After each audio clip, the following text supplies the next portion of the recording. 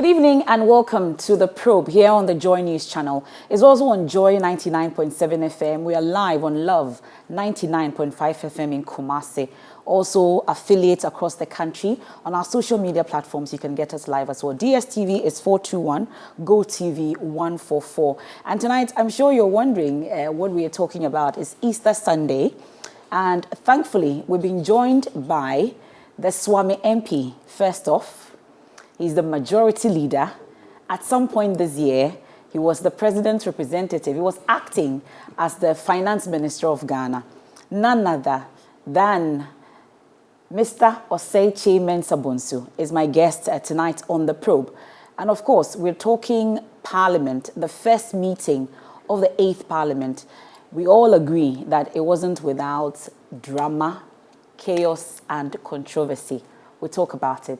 Thank you very much for your time here on The Probe. Thank you for having me. How are you doing? Well, we're managing. Well, so if you have to describe the first meeting of the 8th Parliament with one word, what will it be? Well, it was turbulent. Turbulent. Yes. Interesting word. Did you anticipate that turbulence? And I'll add eventful. Did you anticipate it for that first meeting? With a near parity in numbers, I thought that we're going to have to be very consultative in whatever step that we wanted to take as the ruling party, as the ruling administration. And in Parliament, the NDC having 137, and we're having 137 plus 1. As I said, we needed really to be very stabilize ourselves and then reach out to the minority as often as possible.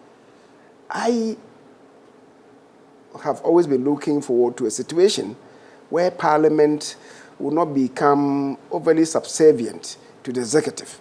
And Parliament will be able to perform its constitutional responsibilities independently, so to speak.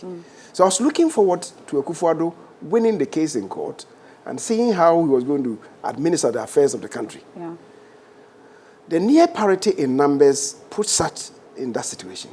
So the president, to be blunt, would not then take Parliament for granted, right? He will have to be very consultative in every step, win Parliament. What I didn't anticipate was the near riot that we witnessed in Parliament. I don't want to believe that we are going to see a very obstructionist opposition party. I don't want to believe that. So far, has that been the case? But so far, we are not too sure of how to read the weather. Right? They are not predictable. It's not predictable. The last one, for instance, the approval of Ken Ofori-Atta. The committee came by a report recommending him to Parliament for approval by consensus. Right? They themselves had not raised any issues against him. So by consensus, they had agreed and recommending his approval to Parliament by consensus. So consensus on 2 counts from the committee and recommending to plenary to approve him by consensus. And yet when we came to the floor, it developed into something else with a hostile backbench rising up to say that no, let's subject it to voting. And I was looking at it and asking myself, what is happening? The approval of the policy after the debate on the budget, the approval also ended up in a head count. What's the point in this? To me, it looks like some of them don't understand parliamentary practice. Because it's the prime policy of government. Assuming there were not sufficient numbers of the MPP in Parliament at the time, and the policy had been voted against, what was going to be the implication? Off the top of your head, do you remember the number of head counts we've had so far in this Parliament? And what exactly is happening? Is the equal numbers proving to be a challenge? It shouldn't be. It looks like people don't understand the implication of what sometimes they do. Because with the head count, when the NDC lost narrowly, 134, 137, one of them who came to me then said to me, and he is a very loud member of the NDC, he said to me that, yes, we were lucky. If they had thrown out the budget, at voting it, right, would have had to come to Parliament, and then it would require 2/3 majority to approve of it.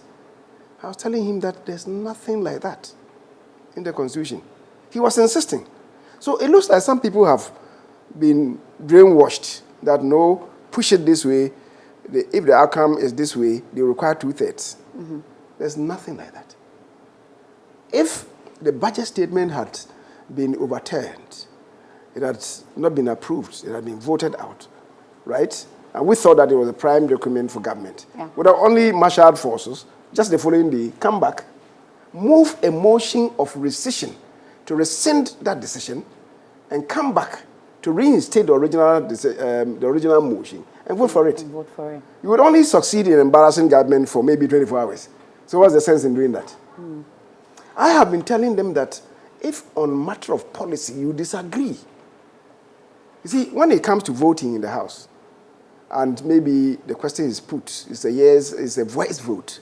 If you say aye or nay, and the Speaker pronounces that the ayes have it, if you said no, and it came from one side, the nay from that side would not be registered in the Hansard.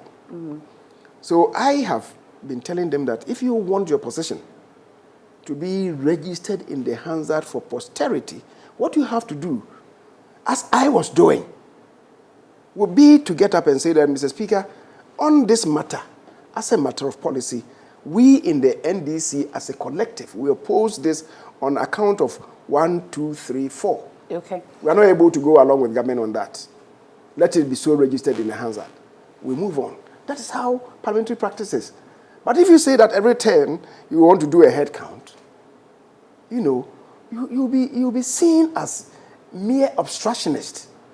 And that is not good for a party that wants to be recognized as a government in waiting. Okay, so these issues about the consensus and other matters arising is coming up shortly. I must also say that this is a very audience-based show. So prior to coming to you, we've put together a number of questions that our audience have been asking. So I've compiled them such that it doesn't look like I'm the only one asking all the questions. So I'll take you back to the very top. Right. With the benefit of hindsight, what did the majority side fail to do, for which reason you lost the speakership? Well, I'm not really in a position to tell exactly what happened, honestly. Because in the lead-up, some information had filtered to me that some of our people were planning, so to speak, a coup d'etat against the speaker, Professor Michael Kyei. Some also, so it was for some personal things that they said he had done against them. I'll say that one of them said, so he was to travel out, and when he went to the speaker, he cancelled it. He said he would not allow him to go. I didn't really think that it was such an issue as to maybe agitate the person, rather not to vote for the speakership or whoever had been nominated to be the speaker. Some others were saying that it was getting to the twilight of his life, and that physical weakness had set in, and so he shouldn't be repeated.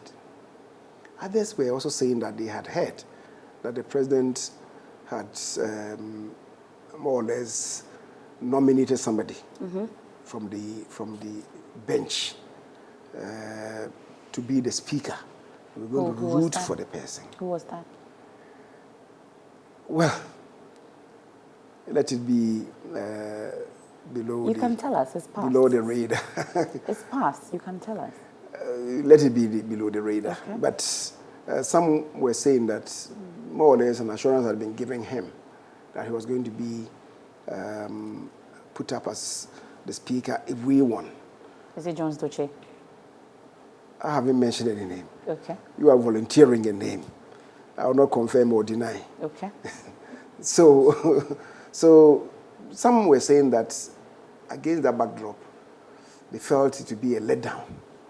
So on account of these three things, I called a midnight meeting of the entire caucus.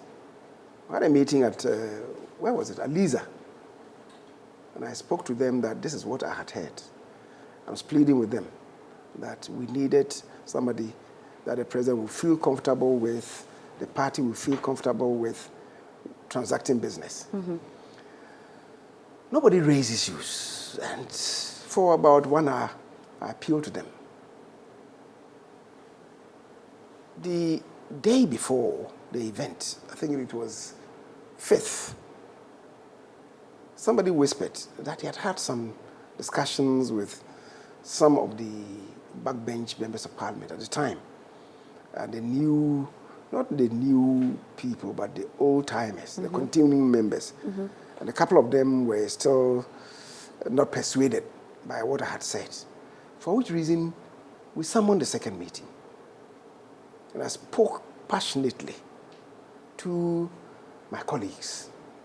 That was before the night? That was, I think, the evening of 5th January.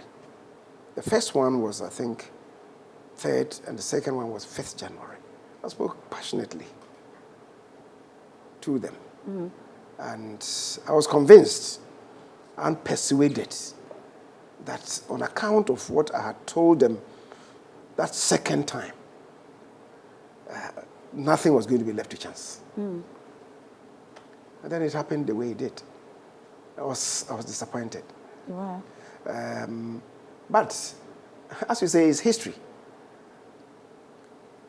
My little worry was, after the event, you know, counting was going on, and then, as you saw, one of our colleagues ran to snatch the ballots as they were going to be counted. Mm. Attempted to bolt away. He was stopped. After the short interaction with you, which you have denied that you didn't cause him to do that. No. But looking back, do you think that election was rigged? I wouldn't say it was rigged in the sense that maybe somebody deliberately did something. But I thought that the votes, the ballots, the first 5, 6 ballots, perhaps didn't belong to the person that they claimed it belonged to. Which is Alban Babing. Yes. So 6. So when we finished, in the face of all the melee, and they had taken the ballots to the speaker's holding room, I asked them whether they had retrieved every single ballot. Because when we went there, mm-hmm. the ballots were in the hands of Muntaka. So I asked him whether they had retrieved everything from Carlos. He said, oh yes, they have retrieved everything. Okay. And I said to him that the ballots were not supposed to go to Carlos. They are also not supposed to come to you. You are not returning officers. Mm-hmm. You were just an observer. But Carlos took it by force. That's what I'm saying. And voted with it. So I said to him that they were not supposed to go to Carlos. They are not supposed to be in your hands, notwithstanding. And we are engaged in some negotiations. Mm-hmm. So notwithstanding, can we count the ballots in your hands? Okay. Muntaka then, after he had responded to me that yes, they had retrieved everything, was refusing to count the numbers, the ballots. So I insisted, can you count, let's see, this is just for purposes of our own elucidation, because anything could have happened to it anyway. Did it happen? Did he count it? He said no. But you let it go? No, then, because you see, you couldn't vouch for the integrity of the papers after Carlos had taken them. Has compromised it. Mm. Yes, after Muntaka himself had taken them, which is why I made those observations at the outset, but then said that, notwithstanding, can we count so that we see the outcome? This would be for academic purposes. And I insisted that it would be for academic purposes. At that point, then he said, oh, but as I have said, that is going through the hands of this person, going through his own hands. He thinks that then it will not be worth counting it. Do you think that on that night, your side hold was it, not vigilant hold enough? it. At that time, I had a call. Somebody brought the phone, his phone. It was a Bujinapo who brought his phone to me.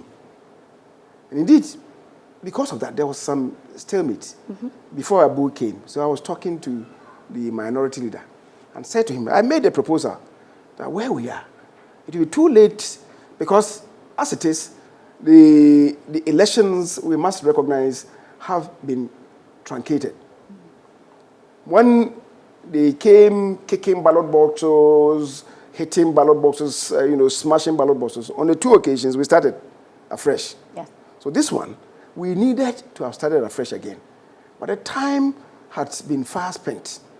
So then I proposed. Was waiting. I proposed to my colleagues, the minority leader, that, okay, where we are, I'm not too sure that we can start voting afresh. So I'm proposing to you that let's have a situation where we have Bagbin sworn in today as the speaker. Not because we can't support his election with any ballot. So let's have him sworn in as a speaker. And then 2 weeks after the event, that will enable the president and the vice president to be sworn in. And then, of course, also us, members of parliament, to be sworn in. Because we have to swear in the speaker before we swear in before the speaker. So I said to him that on account of that, let's have this arrangement. And then to enable us to be sworn in, deputy speakers elected, the president and vice sworn in. 2 weeks after, when cooler heads would have returned, then we will go back and do what is needful, and then do this whole process. Go over and do a proper election. Because this one had been truncated. And did they agree? The minority leader then said I should allow him to do some consultation. So he stepped out, came back about 3-4 minutes. He told me that his people had rejected it. So I said, in that case, what do we do? It was whilst we were doing it, and meanwhile, Muntaka was still holding the ballots. I was there. So it was whilst we were still in that mood of negotiation when Abu came with the phone. Who was on the phone? The president-elect at the time was on the phone. And we had some discussion. He wanted to know what was happening. And I had told him my own position. He agreed with me that either we have a reconduct of the election or maybe to have that arrangement. The president agreed with your proposal? The president agreed with my proposal. Okay. But after a while, when we were not moving and they were saying that we should have Babin sworn in, then I asked them on what account? If a person has won the election, he must be supported with numbers. What numbers are you going to suggest? Have supported Bagbins? Because Okwei's was supposed to be 137, and then one of them turned out to be a spoiled ballot, right? Now, so how can you say that the remaining 138 all belong to Bagbin? That was how come I came then the second time to insist, Muntaka, can you count this? Then he then said no. There and then I saw there was something wrong. Then I had a second call. I moved, there's a washroom in the speaker's holding room. So I entered there. When I came back and sat down, not quite long after I sat down, I saw that Muntaka was holding the ballots in his hands, up like that. Then I saw that he had begun to count. I was following the counting, not looking directly in his direction, but I was watching from the tip of my eyes. And then I saw, and I counted up to 138. 138. That's for 137. 137. Yes. That's for Bagbin. That's for Bagbin. But he was not authenticating as to whether any of it was spoiled or not spoiled. But he had 137, which meant that there was one missing, right? Not too long after that, the Honorable Aviji came in. So he handed the ballot to Aviji. I was all the while watching. So I called, Afenyo Markin had come in. So I said, please sit here. And I whispered to him to be very watchful of. And this was happening outside the chamber? Outside the chamber, in the speaker's holding room. Okay. So that was it. So when he took the ballots, at the point I asked him, because we were still talking about this, and I was insisting that this should happen. And they were saying that no, they're not going to take it. I said, okay, in that case, I varied my earlier position that can we then have a reconduct of the elections? I came back because it's not conclusive. That same night? Yes. This time, not 2 weeks after? Not 2 weeks after. It's not conclusive. Just as it happened on 2 occasions and we began afresh, let's go back and do it. Because as it stands now, it was 137, 137. Because it was not 137, because that one had not been validated. Exactly. He had counted 137 ballots, but nobody knew, because he was not watching, whether they were all genuinely for Alban. I'll tell you that eventually, when we went to look at it, 2 of the ballots were also spoiled. Out of the 137? Out of the 137. It is the reason why. You see, when we came to, but time then was far spent, right? In fact, that one came even after the negotiation. But then we negotiated, and I said, okay, in that case, we're going to have a situation. When I had some engagement with the president again, the president-elect again, we then said that we needed to really, he said, heads of state had come, we need to save the day, to avoid any embarrassment, and so on. So then I went into a third gear, another option 3. And option 3 was that, okay, in that case, let's have back being sworn in. But then we are not going to say that his vote, his choosing him is supported by any numbers. It explains why in the construct that we did, we said leadership had agreed to have him sworn in as a speaker. We didn't mention any numbers. Not because he won that election. That is why we didn't mention any numbers. But later on, we're told that he got 138. Who said? As against, who said? Who counted? That's who was there? Who counted? I mean, they were. You all did a great disservice to the nation, didn't you? Not a great disservice. You know, as I said, it was not from me alone. I was touching base with the major stakeholders, including in particular the president-elect, who stood to lose if, and nobody knew what would have happened if on the 7th of January we're not able to swear in a president. Right? Do you know what could have happened? And all of a sudden, rumors that were coming was that, oh, the security service had not supported you. You guys, if you don't have a president, you know what will happen. And people were even painting a picture of the security services coming to take over the administration of the country. If you want to save the country, sometimes we take decisions that would allow the integrity of the state to be protected. Was it a painful decision? It certainly was. It certainly was. Because I thought that if we had had a second conduct of the elections, perhaps something would have happened.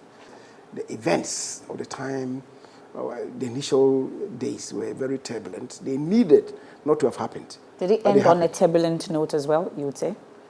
The first meeting? Well, the approval of Ken Oforiatta and even the ministers, other ministers as well. The levies, the budget-related taxes and levies that they said they were going to vote against and so on. They threatened to walk out among others. Threatened to walk out. You can walk out. You can, again, register strongly. That's, look, they said they were not going to support the COVID-19 related levies. Levy. Make the case. Why, when they go into supports, they said one, some expenditures are not being explained well enough. Parliament could always come back to it. The Finance Committee should lead that effort. We didn't even need to get to the period of the budget. Sometimes I say our committees do a great disservice to us. Because you see, immediately a budget is approved and it starts rolling out, the committees of Parliament are supposed to trace and track the expenditures related to the subject matter with respect to each of the sectors. But usually, they wait and don't do anything until, as we witnessed the other time. And that is not good enough. Sometimes, they also want to sit down and wait for the Auditor General's report. The Auditor General's work is a posthumous exercise after the event exercise. It can only complement the work that the committees do. If the committees renege, right, they abdicate responsibility, then the oversight responsibility of Parliament becomes difficult to discharge. So far, that's what is happening. We are reneging. We are not doing well enough, I must confess. The committees. The committees. Your members and included. I keep urging them on. We have moved from the period when the funding of Parliament was centrally placed. Since the days of Kufuor, we have done allocations to the various committees in order for them to be able to do their work after the budget. So they have to tap into the amounts reserved for them for the conduct of business. Unfortunately, those budgets are supposed to be influenced by the work program of the various committees. Unfortunately, many of the committees don't submit any work programs to us. So it's me, since Kufuor's time, it's been me, myself, as either minority leader or majority leader, to sit down with the budget officer, one Mr. Mohammed Nyazi, right? We craft these and do the allocation to the committees. But it shouldn't come from us. It should come from the committees. And then, as I said, it will be influenced by a work program. So that you would have told us that, okay, maybe in March, we're going to do this. It's going to cost us this much. In April, we're going to do this. It's going to cost us this much. In June, we are going to the ministry to inspect this. We're going to inspect this project. Those things are not done by the committees. And that's where the Parliament is shortchanged. We shortchange ourselves. We shortchange the good people of this country. But increasingly, they are climbing up. I must say, the committees are climbing up. But they are not where I would want to see them to be. This is the probe here on the Joy News channel. So you know that when you have Mr. Osei Kyei-Mensah-Bonsu, you have to allow him to express it because of the wealth of knowledge in Parliament. But at this point, Mr. Kyei-Mensah-Bonsu, we will beg you so that you give us straightforward answers to some of the questions we are going to ask. Yes and no. A number of them, no, not yes and no. We don't want yes and no, but so that we can take as many questions as possible, a number of questions. So first, Mary is asking, have you actually overcome whatever your Achilles heels on the first night was? We have to live with it. I don't know the Achilles heel that he's talking about, whether getting sufficient numbers. That happened? Getting sufficient numbers to move along. Since then, I think in the voting that we've had in Parliament, we've attracted almost all of us to be behind government policies and programs. So if that is what he means, she means, I guess we have overcome. But the other angle also is that I think we have to be reaching out more to the minority, which is what I've been doing. Earlier, they accused you of not doing that. Don't mind Muntaka. Don't mind Muntaka. I don't deal with the webs. Okay. I deal with my own counterpart, the minority leader. See, if you go behind a minority leader to deal with the webs, you are undermining the authority of the minority leader. If they did that to me, I wouldn't take that. Okay. So I deal with the minority leader. And sometimes when he has some difficulty, he'll tell me, please talk to Aveji, talk to Muntaka. In that case, I'll talk to the two of them because it will be upon the instructions of the minority leader. He will know the steps that I'll be taking. But I can't go behind him and deal with Abeji, deal with Muntaka, deal with Ahmed. I can't do that. Otherwise, I'll be undermining the leadership of the minority. Okay. Now, how has your side pulled off the number of wins that you've had when it came to headcount? There are those who have started alleging some level of bribery. Bribery? How? Because the headcounts that we have had, it has Palm involved... greasing, maybe if it is No, not I'm bribery. saying, it's the results, like the last one, it was 134, 137, right? And it was headcount. It is my side that had 137. They had Let's talk about the 134. approval for the ministers that were supposed to have been rejected, for instance. Hawa Kumsin, the Agric Minister, Kojo Ponkroma. You see... You had wins that NDC people also voted for. You see, the eligibility and qualification criteria of a minister is set out in the Constitution. In Article 94, the eligibility criteria is set out. As for members of parliament, same applies to ministers of state, right? Now, so if they have that qualification, on what basis are you going to say that we should reject them? On what basis? But from the committee level, they all did not agree. You've talked about Ken I'm saying, Ofori-Atta, on what basis? and there was a consensus for Ken Ofori-Atta. Yes. In the case of these three that I have mentioned, they didn't have a consensus. Why? So it had to come to a vote. Kumsin, they said, oh, she was violent, she had pulled out a gun, and so on and so forth. The case was being investigated, right? It had not been concluded. Could anybody then say that she was guilty, and on account of that, she must not be approved? Could anybody say that? Flashback, 2009, Alhaji Mumuni, you know, a case had been established against him by the Auditor General that he had squandered some money whilst acting as Minister for Employment. He had taken the matter to court to purge himself, that he had not done any such thing. The matter was before court, and the case had not been concluded. Though Ajaho at the time was the first Deputy Speaker, he was presiding over the appointment committee and came to a determination that no. Which at some point you disagreed. Yes, I disagreed with his conduct, right? But let me finish with this. The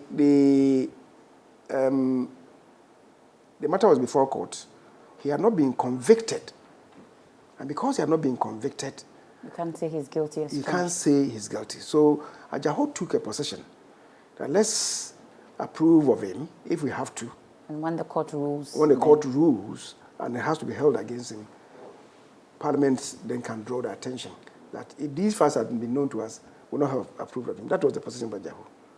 What I stood against was that we had discussed this matter. And he, as a chair, agreed that it was going to be difficult because at the time, we had not really encountered that before. And then we had waited for, because we got the impression that the court was going to give their ruling. And that was why we said, okay, in that case, if the court is going to give its ruling this week, why rush to do it? If they come to contradict us, it will be a huge embarrassment to us. That was why we said, then we should wait. Apparently, when the time was due, the courts had postponed the date for the ruling. And Ajaho then went and prepared a ruling in his own pocket that day. And when we finished, he said he was giving his ruling, which is unknown to our rules. A chairman of a committee giving a ruling on a matter. It's not known to our rules. And that was where I disagreed with him, that he was introducing something new, and he was being whimsical and capricious. And I told him that in the face. And I said to him that on account of that, we will not be part of that. Because it's never been seen anywhere that the chairman of a committee, after hearing something, then says, I'm ruling on it, that this is what must be done. So it brings us back to the three. So I was saying that as far as those ones are concerned, I I didn't find any reason for their rejection. For their rejection. But it had to come to voting. Yes. Were you not surprised at the turnout of votes? Well, I was surprised because it turned out that some of our own people voted against some of our own, the president's appointees. Some of the reasons that later we heard, I wouldn't say was too strong to have been held against their appointment. People said they had gone to Dr. Osei Kyei-Mensah's office and he had refused to see them and so on and so forth. About how many of them voted against him? I don't know the exact number, but I think because I was not at the place of counting, but if what the people were counting told me is anything to be believed, then about 11 or so of our own people voted against him. And from the other side, many people, about 17 or so, voted for him. Okay. Right. So that's what about Hawa Kumsing and Kojo Oppong-Nkrumah? Kojo Oppong-Nkrumah, certain questions were asked. In terms of the voting I'm talking about? Well, in terms of the voting, I think the issues were clear. I think the people were saying that he had taken a strong position against President Mahama, but he's the Minister for Information. I'm talking about the count. Yeah, I'm saying. Did we have members of your side also voting against him, for instance?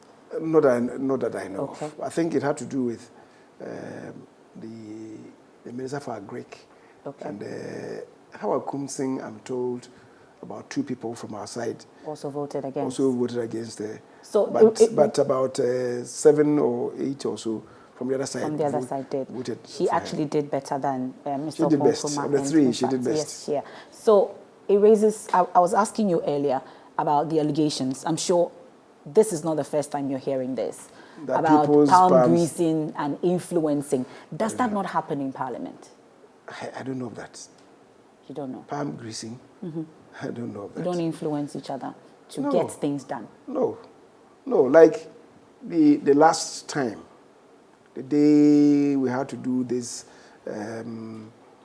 approvals for the levies, if anybody was in Parliament, would have seen that occasionally I was calling Haruna to the division room and having serious engagement. Sometimes we go there and the clerks will be sitting there, the assistant clerks, we drive them off. So it's just talk? We'll talk. Why do you drive them off? Well, because if it has to do with the 2 of us, why should they be there listening in? Okay. They shouldn't, because they are matters of confidence building. It's just talk, nothing exchanges. No, hands. And on occasions he said I should call Aviji. I called Aviji, discussed with him, and said, okay, he now agrees with what I was saying. I was saying that, look, register the point on the floor strongly. At 2, I had to call. The ranking member on finance. I had to call. And he said, look, I agree with you. That should be our position. Okay. Because you see, when you have to vote, as I told you, the vote will not be captured in the Hansard that NDC voted against. It will just relate to numbers. Yeah. But if you want the Hansard to capture your own strong position against any matter, register it, and it will be so.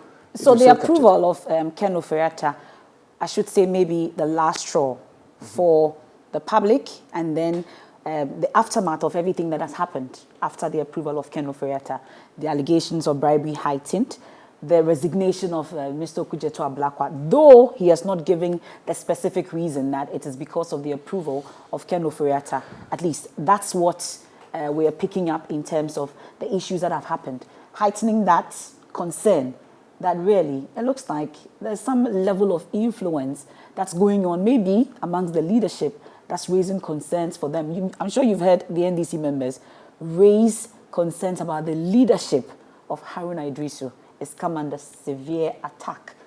We've had Sami Jemfi, for instance, the communications officer for the NDC, raising it, and it's catching fire. Well, you see, sometimes people don't really understand the operation of Parliament.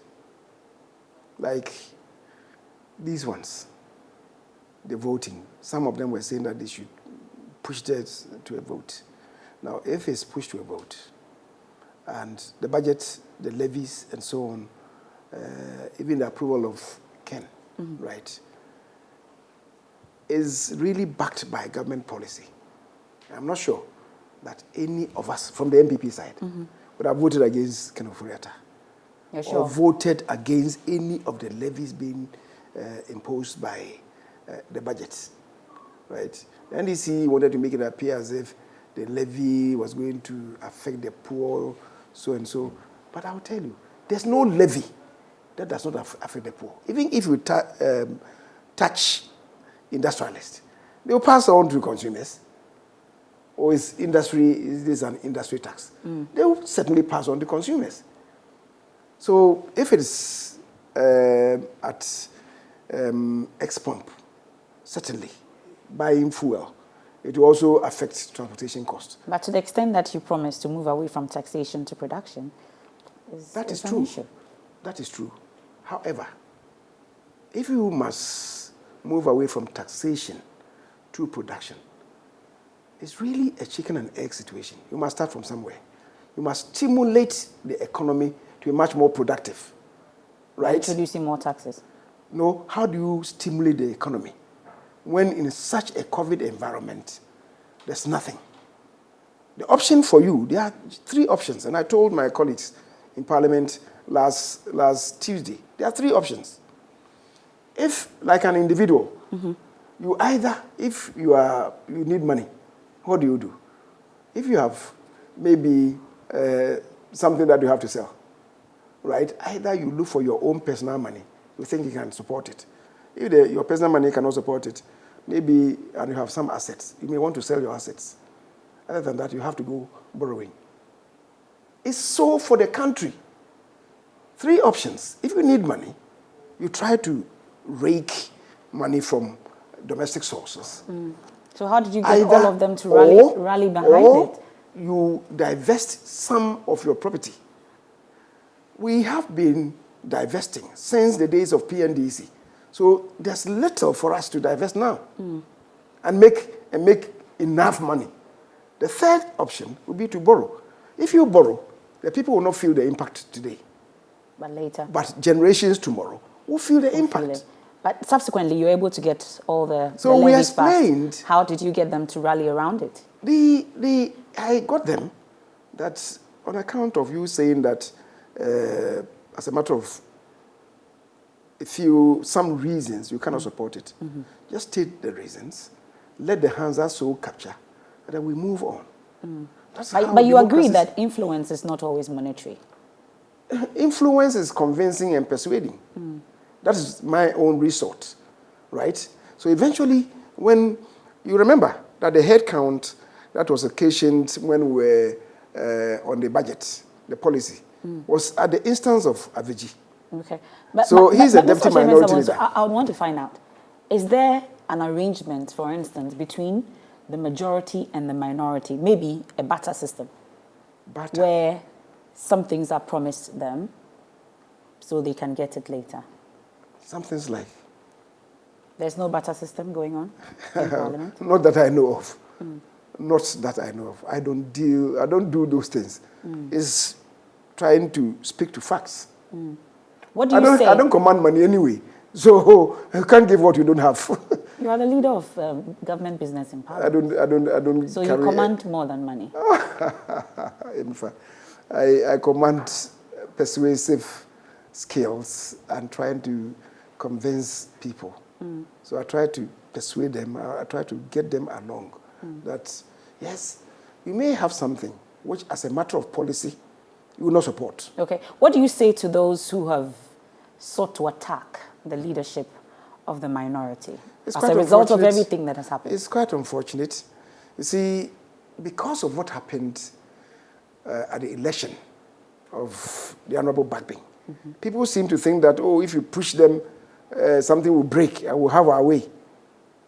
But when push comes to shove, right, you will not get it. You will not get it. It's a matter of government policy, the ruling party's policy. You will not get any of us to step aside to say that we will not support it. So that's how it is.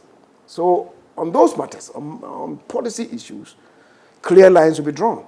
So if you want at every turn to push for voting, as I said, you'll be seen as mere obstructionist. And that will not be good for the image of a party that is standing by to be recognized as an alternative administration. So you deal a lot with the minority leadership. Would you say that Mr. Haruna Idrisu, Mutaka Mubarak, and the rest, James Klucha-Veggie and the rest, they've been compromised? No. Look, I don't deal only with the leadership. In the lead up but we'll talk about the leadership because lead they up have come under attack. Yes, in the lead up to the approval of the levies and taxes. I belong as well to the finance committee, but many times I don't have time to attend. But the other day, I think it was Saturday. No, it was Sunday when the finance committee had to meet on these taxes, and I attended their meeting. When I did, I saw that they wanted to scuttle the issue of the taxes. So I called Ato, I called Adongo, I called, who else? Abu Jinapo. I called their strong persons on the committee.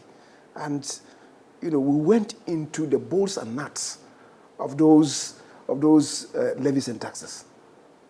And eventually, I was able to convince them. By just talking to them? By talking to them. And I said, Adongo, for instance, couldn't get along with... What differently did you tell them? Because they had said publicly, raised all the concerns about the levies and why we should not accept it, even as a matter of policy. So then what did you tell them differently? As a matter of policy. And they agreed to what you said? Register the point on the floor. Register the point on the floor. If you want at every turn to have a vote on each of them, you are going to fail. And if you are going to fail, does it make sense that every turn let's vote on this? Is the minority leader corrupt? Not that I know of. Not that I know of. Haruna is a man of steel, right? He will tell you in the face, leader, this one we can support. He will tell you. Then I will then find a way about it. Yes, you can support. How are you not going to support it? Walking away or pushing for head count or maybe saying that, stating so strongly on the floor. I have been encouraging him that the option left to you is to state so on the floor. And so does he deserve the attacks that he's getting from his party and the grassroots? I think it's most unfortunate. On these matters, it's most unfortunate that they have come under the gavel. I think it's most unfortunate. It's all because, as I said, people got excited and agitated with the election of Bagbin that they were going to have their day every time that they wished, which is not coming out, and they think that because of that they are compromised. There are calls for his resignation.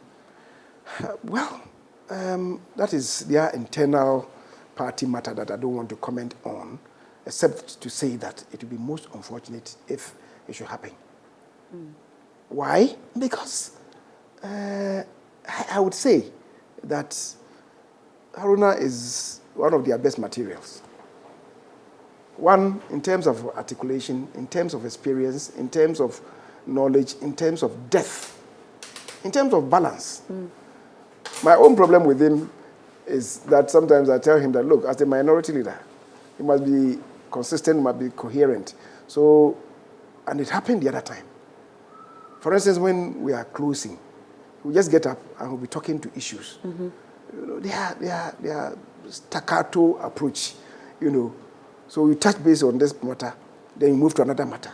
So I tell him, as a minority leader, please sit down, then craft your speech so that you are consistent. You have that flow. The last time, Tuesday, I was most impressed. So when I was making my own concluding remarks and Suhini said something, I had to respond. Then he was telling me that I should keep to my test. And we all laughed about that. Yeah. So, but Haruna is a brilliant guy. It appears you have a very good relationship with the minority I've had good relationship with all the leaders. Okay, so we'll talk about the Speaker. Are you still good friends? Why Speaker not? Alban Bagbin, are you still good friends with him? Why not? But it appears you were good friends until recently. You've had cause to openly disagree with him. That's the beauty a very of democracy. Vehement manner. That's the beauty of democracy. The Speaker had cause to raise concerns about it, whether you are still his friend. So I want to know, are you still his friend? That is number 3. I wanted to know We'll my come position. to that. Are you friends with Yeah, him? why not? Okay, what would you say about his handling of the first meeting of the 8th Parliament so far? Well, there were a few things that he did that I disagree with. For instance, when he came out, sat in the chair and said that the president had cut the budget and proposed a ceiling for us. These are matters that we discuss behind the curtains. Did you have to come and sit down and talk about that? There's not been one president who has afforded us all that we have requested. Never. Since Rawlings.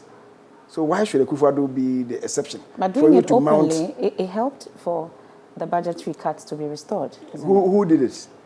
I was in communication with the president already. And he knew that. So why should you go and do that? In any event, even securing what we were able to secure, it was me. So why should you go and do that? Do it publicly. It makes it appear as if he wants to demonstrate machoism, which I think is Is that what it is? I said it makes it appear, right? But I don't think we have to do that. If we may disagree, but let's handle those matters, behind the curtains. I know, for instance, that Alagite's time, Alagite did something that he felt he was a minority leader, and he disagreed with him, and he went publicly on air. And he was saying that he was going to go after the speaker and so on. There should be... You won't do that. I won't do that, and I cannot do that. As I'm saying, I should be part of the team to protect the speaker. Okay. If you wound the speaker, you wound Parliament. Well, there's a question asking, does it matter who is on the Parliamentary Service Board? You are said to be unhappy with Asiedu Nketia on it now. Yes. Not Asiedu Nketia as an individual. As a Asiedu sitting General Nketia Secretary? as being a member of Parliament, right? And one-on-one, he's an intelligent person. And maybe if he has to contribute to developing Parliament, he could. My worry is his current position as the General Secretary. It's never happened in the life of Parliament before. Right? Especially when we have a very intrusive General Secretary. When, even in the course of normal business of Parliament, he will come and sit there to ensure that his people vote in a certain direction. What are you afraid of? I'm not afraid of anything, but I'm afraid for Parliament. See, these are the little steps that we take that affect the integrity of Parliament. In the former Soviet Union, in the Soviet system, the socialist communist systems, the secretaries general of political parties were the ones who emerged as presidents, right? So all their presidents have been secretary general for their party. Now, because they say they are, of course they have one-party states, because they say their parties are people's parties, the assistant secretary then is put into Parliament to be the Speaker of Parliament. So they control everything, including even the judiciary. And that is not good enough.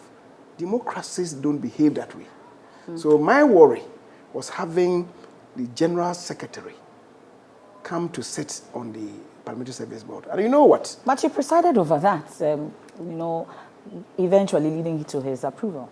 Presided over what? You're told that the backroom work and all, you presided over that committee. Did you see the construct of what we did?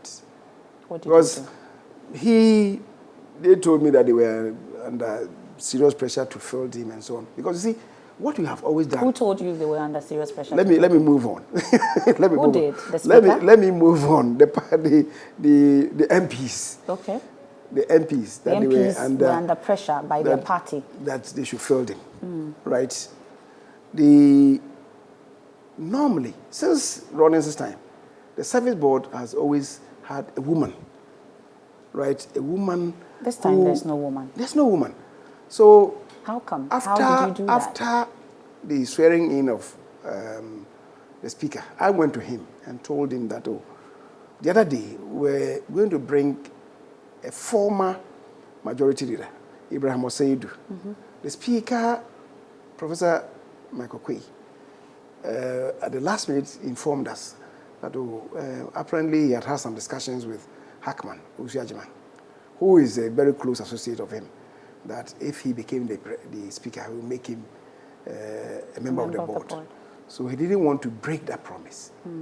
So he then came in place of Osei. But if you've had Hackman, who is the chairman of the Council of Elders for your party, what's wrong with having a general secretary of the NDC on the board? That is not even a good analogy. It's not? But let me finish with the issue that I was raising. That so Hackman, if I should be blunt, took the place of Osei Kyei-Mensah-Bonsu. So 3 days after the coronation of Alban, I went to him and had this discussion with him, because he himself knew the deputy speakers have not been part of the Parliamentary Service Board. But Okwei brought them on board, Alban and Osei Kyei-Mensah-Bonsu, right? So Alban got to know this, Right Honorable Bagbin got to know of this. Now, so when Speaker Okwei lost, and I told him that in this case, maybe we'll bring Osei, because Osei was one person who had a passion to helping us develop Parliament. So he said, he agrees with me that we should bring him. That then meant, because of the near parity in numbers, it then meant that the minority should fill a woman. So I even suggested some names to them. Which names did you suggest? Which women did you suggest? I will not go into that. I will not go into that because it will not be good. So I mentioned some ladies, and unknown to me, one was incumbent. And then I mentioned some 2 other names that did not find favor with them. It was later on that Haruna, when I engaged him, told me that, he was under pressure to fill somebody. He didn't mention the name of Osei Kyei-Mensah-Bonsu to me. Later on, about a week after, it was Alban who told me that Osei Kyei-Mensah-Bonsu's name had come for them to. And I said, but where from this? You don't think this is going to be one too much? Because these are the things that we do. It will mean that we are putting Parliament in the armpit of one political party. Because for the first time in the history of Ghana, a speaker from the NDC, you have brought in Kofi Ato, who is the vice chairman of the party. And you are saying that is a... You brought him as what? His advisor. So Kofi Ato is there. He's brought in 2 former We're MPs. told Ken Jirasa is also there. Come again? We're told there are others. Ken Jirasa is part. I don't know of Ken. I don't know of Ken. Who are the other 2? Amwate is. And Shaibu, Daboya Mankarago. What are they doing in the Speaker's office? He says he's bringing them on as advisors. So you have these 2 former MPs, and then you have Kofi Ato, vice chairman of the party, Osei Kyei-Mensah-Bonsu, general secretary of the party, and a former, I think he didn't have an official position, but more or less, unofficially, everybody knew that he was a communicator for the party. Who's that? JoyNews. Okay. Also coming as what? Yes, he's also coming as to the Speaker's office. So you are turning that place into an enclave for the NDC. There's one other guy whose name I've forgotten. He was a very usual panelist at Radio Gold. He's also coming there. I think I understand he says he wants to make him his communicator, his communications officer or something. So some of us thought that, no, this is one too much. Have you raised concerns about it? I have. I've told him that, Mr. Speaker, where we are taking Parliament to, I think if you're not careful, this whole thing would collapse. So that's how we wrap up today, but you haven't told us what your number is. My number? Yes. I told Urban that, you know, politics is a game, right? And he indicates to me that his position is number 3. Yes. But And I what's told your him number? that day, when I went to him, that, Mr. Speaker, you are so much fixated on your number 3 position. But can I tell you something? In football, number 6 players are considered much more utility players than number 3 players. I would play number 6, and we all have to rate. But this is not football. He told you that in government he's number 3. Yes. So it doesn't look like you have a number in government, do you? Oh. Not government. In the country, he says. In the country? In the country, he's number 3. Yes. Have you identified your number? Help me. I don't know. Help me to discover. I'm trying to discover my number. Discover the role of majority leaders. Right? In some jurisdictions, majority leaders are prime ministers. Discover the role. Would you say you are number 4? I haven't said so. What number are you? Let's leave it hanging. We are waiting. We'll still wait till thy kingdom come. Okay, thank you very much. And that's how we wrap up tonight's edition of The Probe here on the JoyNews channel. And our guest tonight has been the majority leader, head of government business in Parliament, also the Parliamentary Affairs Minister, and the Swami MP. And he hosted us in his house today, and we're grateful. Thank you so much. Thank you for having me. We hope me. to come back another time. Thank you so much. Osei Kyei-Mensah-Bonsu was our guest. There's more when you log on to myjoyonline.com.